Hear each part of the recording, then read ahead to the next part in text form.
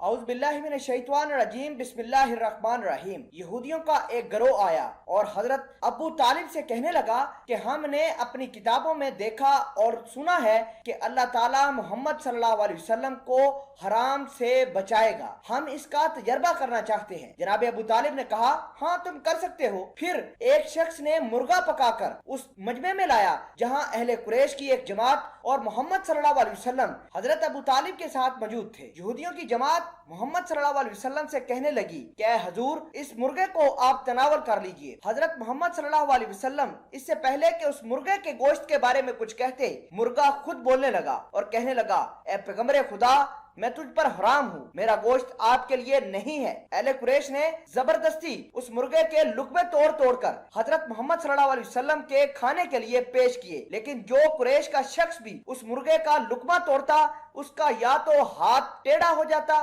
یا پھر لقمہ زمین پر نیچے گر جاتا۔ تاہم لوگوں نے فیصلہ کیا کہ ایک اور مرغا لایا جائے جس کا گوشت نبی صلی اللہ علیہ وسلم کو کھلوایا جائے۔ چنانچہ ایک ایسا مرغا دیکھا گیا جس کا گوشت ٹھیک نہیں تھا، اس کو پکا کر نبی صلی اللہ علیہ وسلم کی خدمت میں پیش کیا گیا۔ چنانچہ نبی صلی اللہ علیہ وسلم نے کم سن ہونے کے باوجود وہ گوشت کھانے سے انکار کر دیا۔ چنانچہ اہل قریش نے اس مرغے کے گوشت کو توڑ توڑ کر نبی صلی اللہ علیہ وسلم کے لیے رکھے، لیکن وہ گوشت ٹھیک پہلے مرغے کی طرح یا تو نیچے گر جاتا یا پھر جو شخص اس مرغے کے گوشت کو توڑتا اس کا ہاتھ ٹیڑھا ہو جاتا۔ اس طرح اہل قریش کی وہ یہودی جماعت جو نبی اکرم صلی اللہ علیہ وسلم کو آزمانا چاہتی تھی کہ پیغمبر صلی اللہ علیہ وسلم کو خدا نے حرام سے محفوظ رکھا تھا، وہ ثابت ہو گیا۔ سامعین قدر، اسی وقت اہل قریش نے اس بات کا اقرار کیا کہ یہی وہ صفات ہیں جو ہم نے اپنی کتابوں میں اللہ کے نبی حضرت محمد صلی اللہ علیہ وسلم کے بارے میں پڑھی اور دیکھی ہیں۔ دوسری جانب حضرت فاطمہ بنت اسد سے منقول ہے کہ ہمارے گھر کے